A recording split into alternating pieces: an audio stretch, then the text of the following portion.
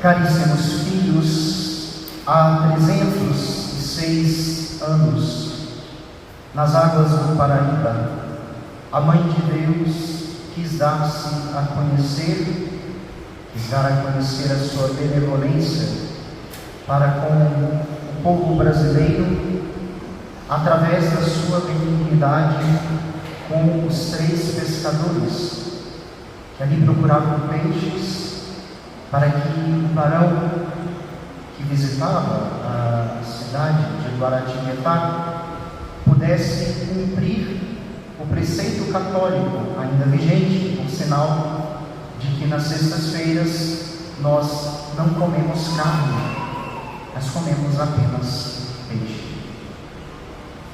Entretanto, aquela era uma pesca infecunda, uma pesca sem frutos. Não conseguiam peixes para que fosse realizada a refeição para o barão que visitaria a cidade. Os pescadores já estavam desanimados, já não viam solução, até que as redes trouxeram do fundo do rio o corpo de uma imagem. Novamente lançadas, trouxeram a cabeça da mesma imagenzinha.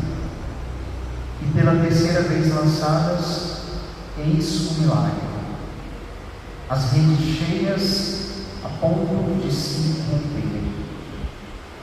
De lá para cá foram inúmeros os milagres que marcaram o carinho com que a Virgem Maria guarda o seu povo, o povo brasileiro. Ao ouvirmos as leituras que a Santa Igreja nos dá para esta festa, somos convidados a olhar em primeiro lugar para quem é esta a quem celebramos. Quem é a Virgem Maria? Depois somos convidados a meditarmos sobre o que ela diz. O que ela diz a Deus, o que ela diz a nós. Em primeiro lugar, quem é a Virgem Maria? Quem é a Imaculada Conceição, cuja imagenzinha foi encontrada nas águas do Paraíba? E a leitura do Apocalipse, que nós hoje ouvimos, dá-nos notícia de quem ela seja. Ela é a mulher revestida do sol, que tem a lua debaixo dos pés e sobre a cabeça uma coroa, um diadema de 12 estrelas. Este é um belo retrato, um belo quadro, que reflete aquilo que é da parte de Deus a Virgem Maria e aquilo que foi da sua parte a Virgem Maria.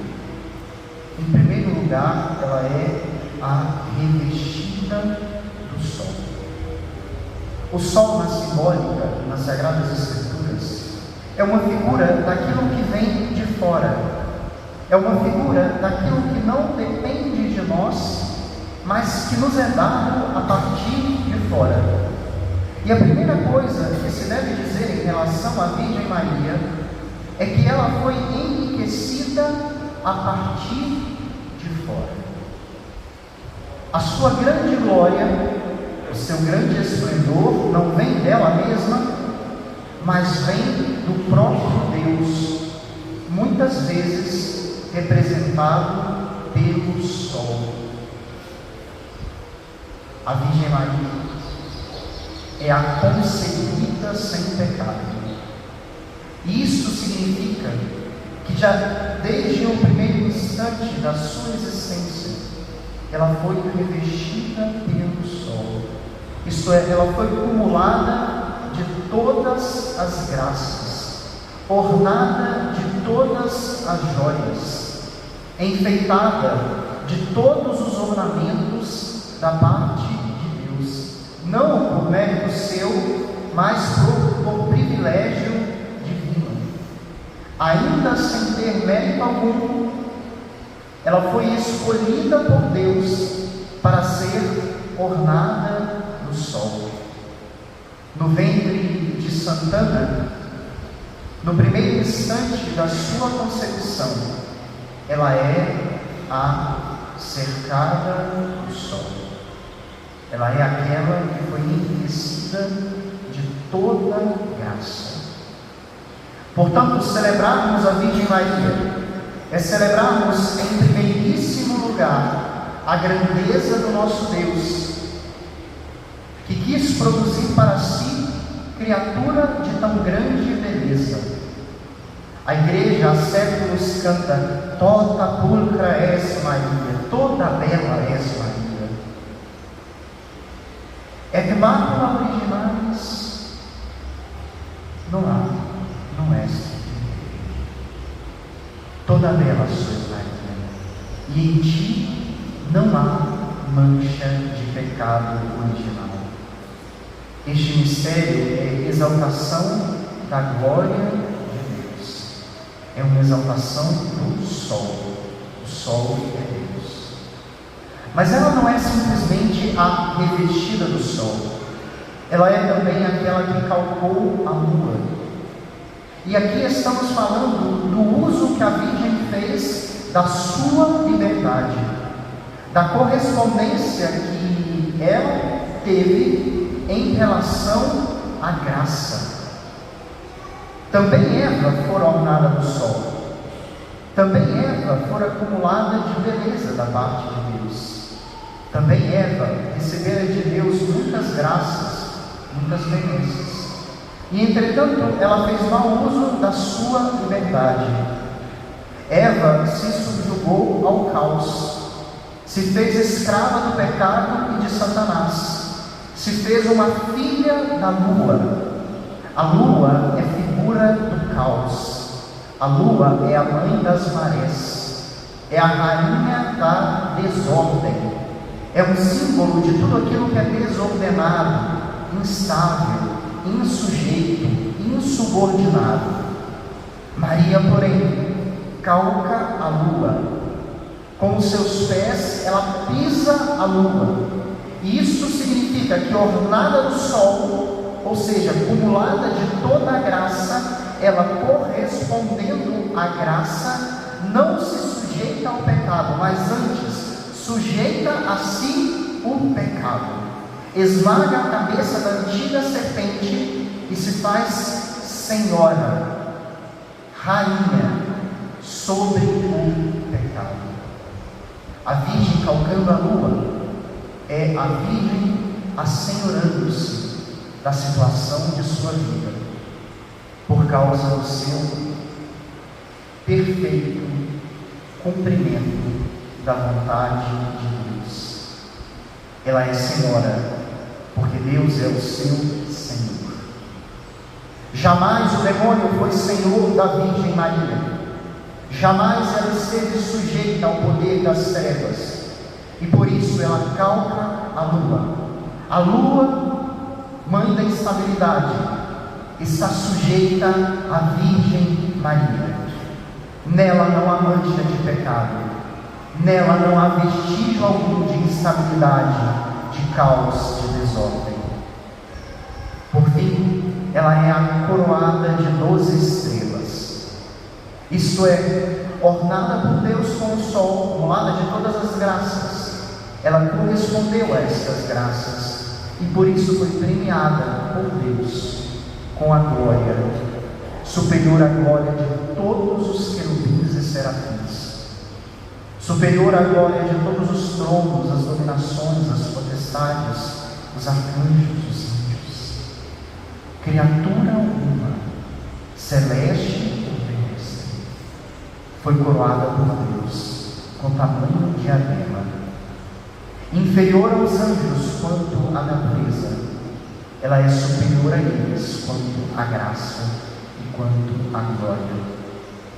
Essa é a Virgem Maria.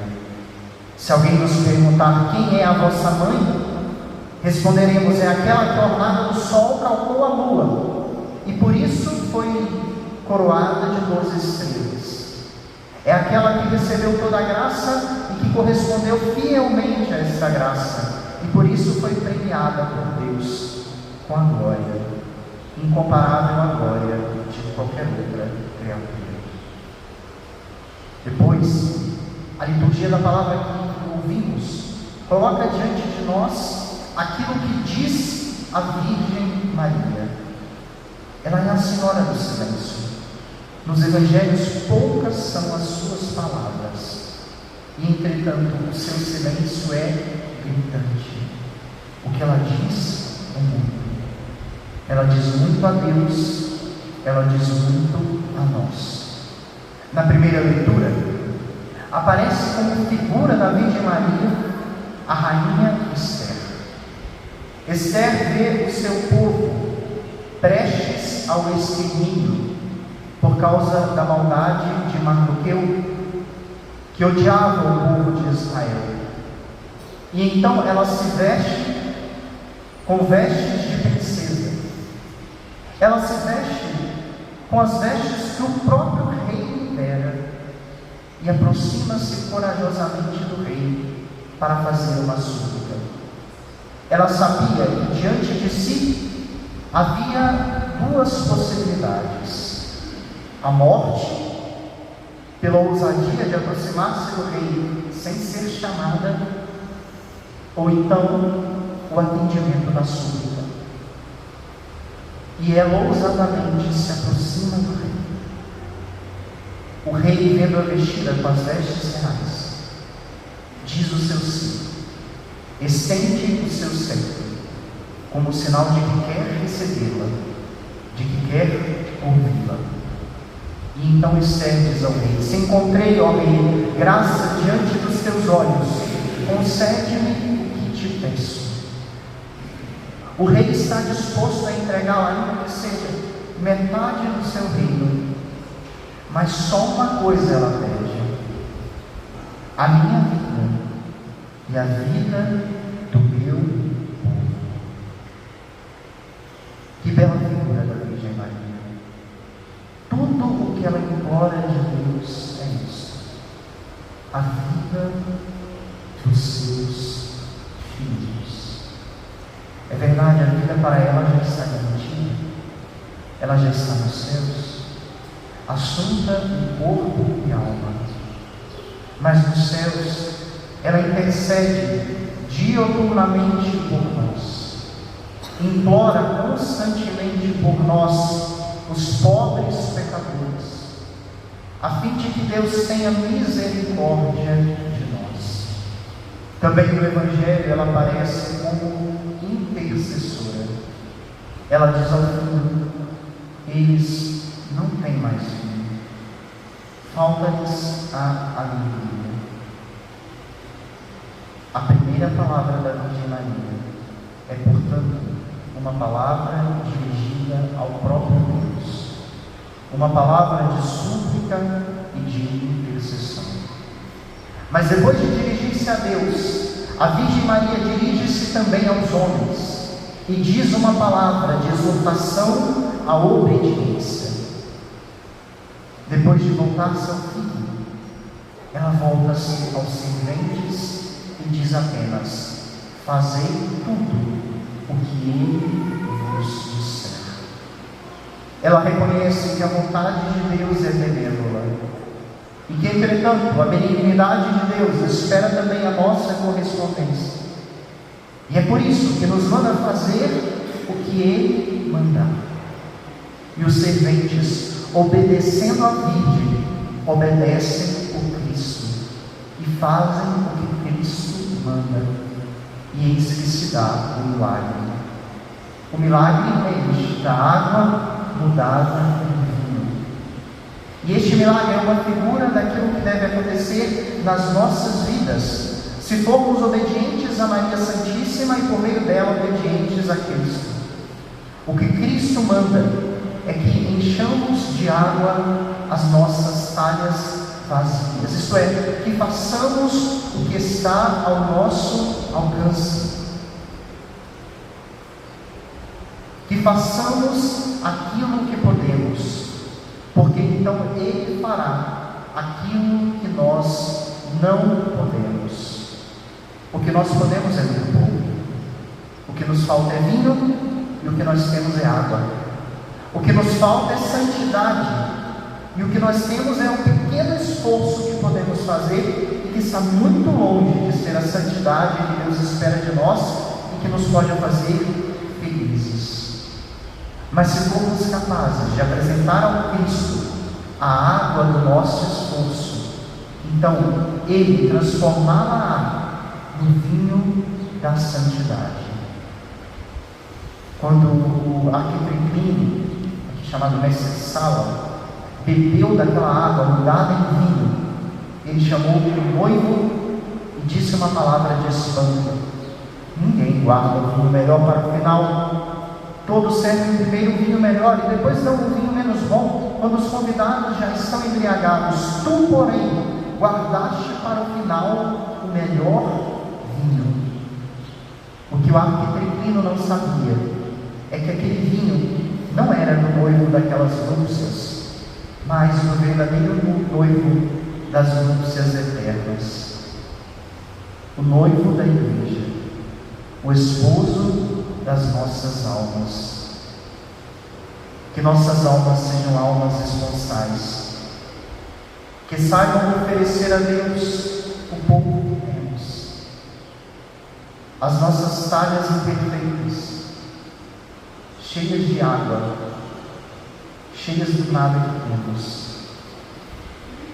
Que Deus veja em nós o nosso esforço por cumprir os seus mandamentos, os mandamentos de Deus, os mandamentos da igreja.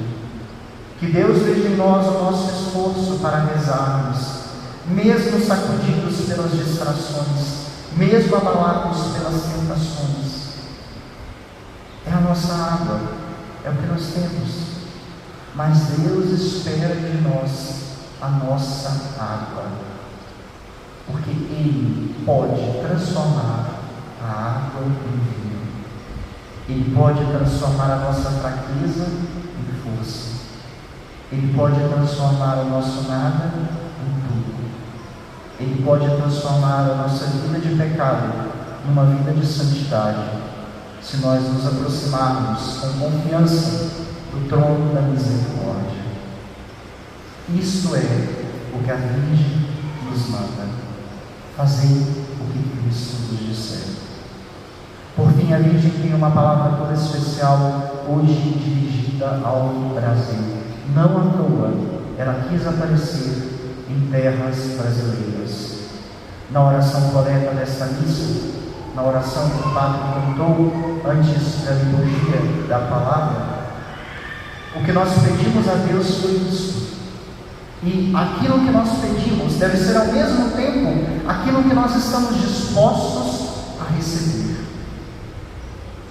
A nossa oração deve ser, antes de tudo, um convite para que os nossos corações se abram a receber aquilo que nós pedimos.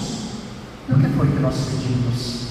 Que, rendendo o culto à Imaculada Conceição da Virgem Maria, Mãe de Deus e Senhora nossa, nós, o povo brasileiro, fiel à nossa vocação e vivendo na paz e na justiça, possamos chegar um dia à pátria definitiva.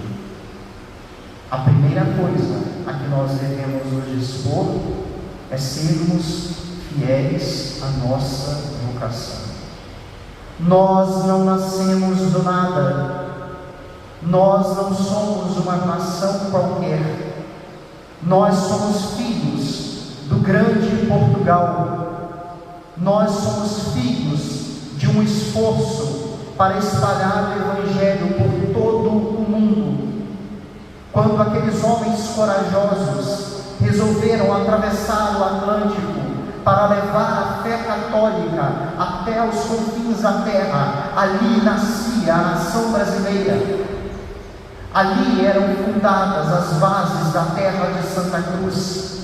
Quando aquelas pequenas caravelas, até então sacudidas por enormes ondas, chegaram a estas terras, onde os demônios eram adorados, onde os índios viviam na idolatria, e aqui edificaram a Santa Cruz do Senhor, e aqui deram a estas terras o nome de Terra da Páscoa, de Monte Pascal, e depois de Terra de Santa Cruz. Ali nascia uma nação chamada a ser consagrada ao Senhor, uma nação filha da Imaculada Conceição, porque Portugal é filho da Imaculada Conceição.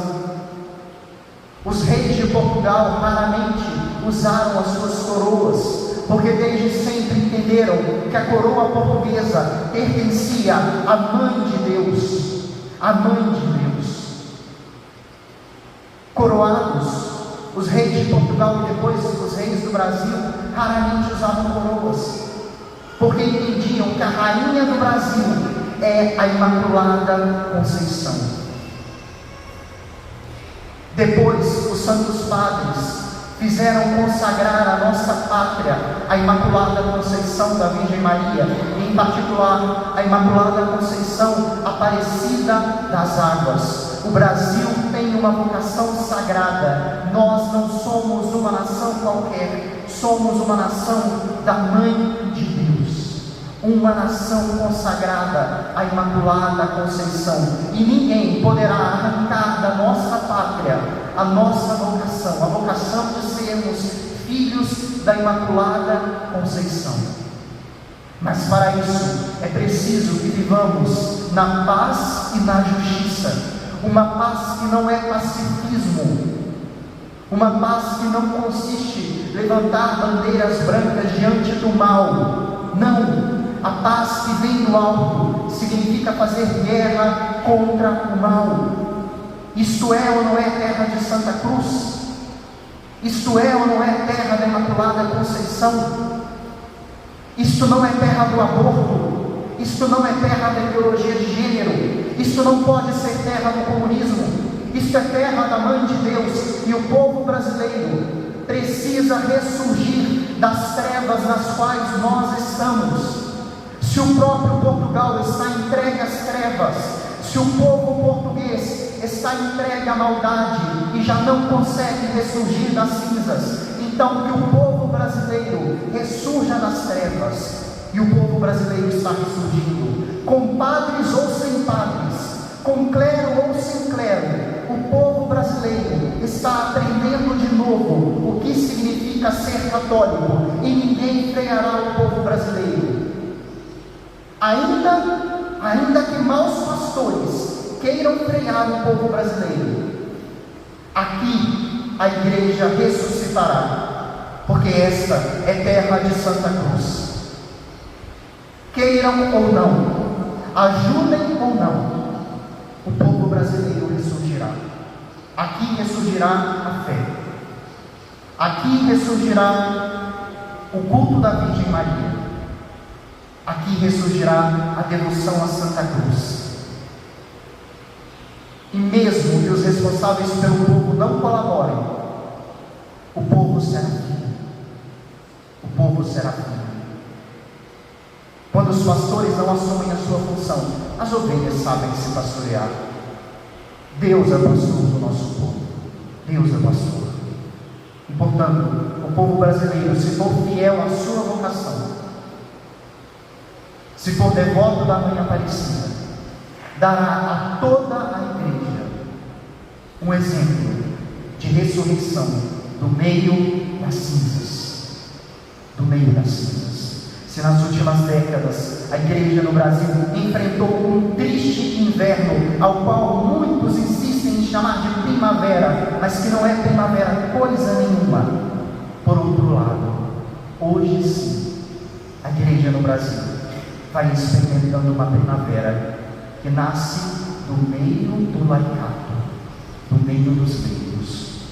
O povo voltou a rezar, o povo acordou, e graças a Deus, a Senhora Aparecida, a igreja está de novo mostrando quem ela é. Caríssimos filhos, que nós não fiquemos de fora, que a paróquia de Nossa Senhora do Patrocínio entre na esteira dos que querem ajudar a igreja de Cristo a erguer de novo a sua voz, a ser de novo respeitada e honrada, e a fazer do Brasil a terra da Santa Cruz e da Imaculada Conceição Aparecida. Louvado seja nosso Senhor Jesus Cristo.